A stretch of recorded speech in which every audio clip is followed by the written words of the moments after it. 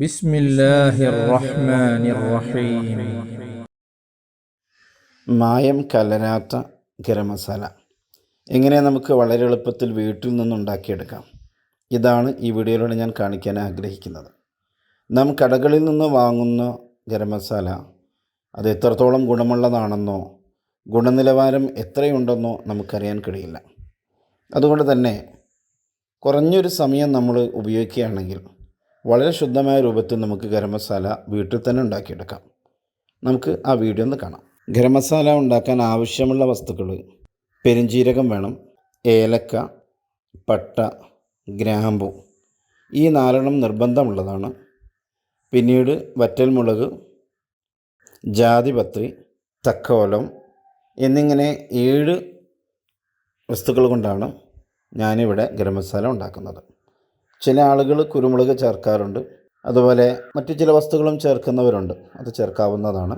ഈ 4 നമുക്ക് നിർബന്ധമാണ്. എന്നാൽ അവസാനം പറഞ്ഞ 3 നമുക്ക് നിർബന്ധമുള്ള വിഷയം അല്ല, വേണമെങ്കിൽ നമുക്ക് ചേർക്കാം, ഓപ്ഷനാണ്. ആവശ്യമുണ്ടെങ്കിൽ ചേർക്കാം.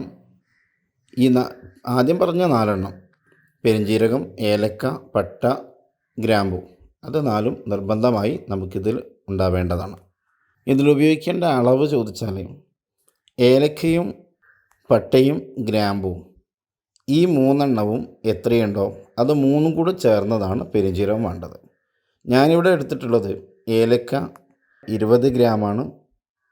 അതേപോലെ തന്നെ പട്ടയും 20 ഗ്രാം എടുത്തു, ഗ്രാമ്പു 20 ഗ്രാം എടുത്തു. ഈ 3 കൂടും ചേർന്നാൽ 60 ഗ്രാം.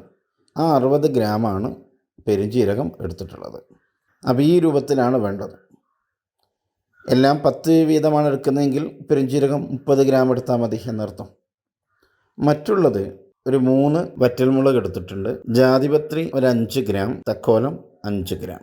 ഇതാണ് ഞാൻ എടുത്തിട്ടുള്ളത്. ഒട്ടും വെള്ളത്തിൻ്റെ നനവില്ലാത്ത ഒരു പാത്രത്തിലേക്ക് നമുക്കിതെല്ലാം ഒന്ന് ചേർത്ത് നല്ലപോലെ ഒന്ന് വറുത്തെടുക്കണം. ഇവിടെ നല്ലപോലെ വറക്കണം കേട്ടോ. ഒരു 5 മിനിറ്റ് ഏറ്റവും കുറഞ്ഞത് നമ്മൾ തുടർച്ചയായി വറുത്തുകൊണ്ടിരിക്കണം. വറുക്കുന്ന സമയത്ത് മീഡിയം ചൂട് മതി. ഓവർ ചൂടായാൽ പെട്ടെന്ന് കരിഞ്ഞു പോകും. വളരെ കുറഞ്ഞു പോയാൽ വേണ്ട രൂപത്തിൽ വറവെത്തുകയുമില്ല. അപ്പോൾ മീഡിയം ചൂടിൽ ഒരു 5 മിനിറ്റ് നമുക്ക് തുടർച്ചയായി വറക്കാം. ഇടയ്ക്ക് വെച്ച് ഇളക്കൽ നിന്ന് പോയാൽ കരിഞ്ഞു പോകും. അങ്ങനെ കരിയാൻ പാടില്ല. എല്ലാം തുല്യമായ രൂപത്തിൽ തന്നെ വറന്ന് കിട്ടണം. ആ രൂപത്തിലാണ് നമ്മൾ ഇത് വറുത്തെടുക്കേണ്ടത്.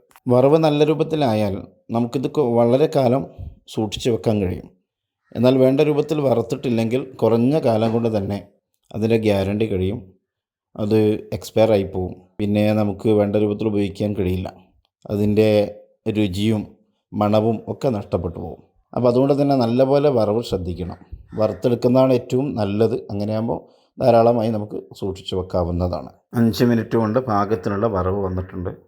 ഇനി നമുക്കിത് മറ്റൊരു പാത്രത്തിലേക്ക് മാറ്റി വെക്കണം. ചൂട് തണിഞ്ഞിട്ടാണ് നമുക്കത് പൊടിച്ചെടുക്കേണ്ടത്.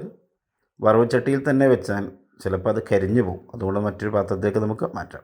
ഇനി ചൂടാറിയ ശേഷം നമുക്കിതൊന്ന് പൊടിച്ചെടുക്കണം. എല്ലാം കൂടെ ഒരു മിക്സിയുടെ ജാറിലിട്ട് നമുക്കൊന്ന് പൊടിക്കാം. ഇടയ്ക്ക് വെച്ചൊന്ന് ഇളക്കിക്കൊണ്ടിരിക്കണം, എങ്കിലേ നല്ലപോലെ പൊടിഞ്ഞു കിട്ടുള്ളൂ.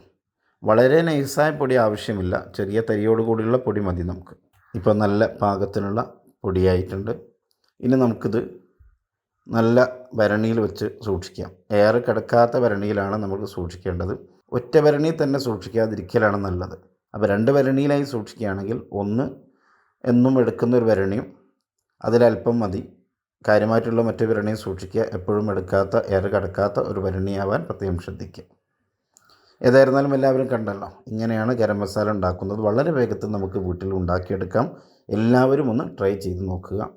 ഇനി എൻ്റെ ക്ലാസ് ആയതുകൊണ്ട് ഞാൻ പറയാം, നമ്മൾ ഇത്തരം വിഷയങ്ങൾ ചെയ്യുന്ന സമയത്തൊക്കെ ഒരു ബിസ്മി കൂടെ ഉണ്ടാവുക എന്നുള്ളത് വളരെ നല്ലതാണ്. മുമ്പ് ഞാൻ പറഞ്ഞിട്ടുണ്ട്, ഏതൊരു കാര്യവും ചെയ്യുമ്പോൾ ബിസ്മി കൊണ്ട് തുടങ്ങിയാൽ അതിൽ ബർക്കത്തുണ്ടാവും.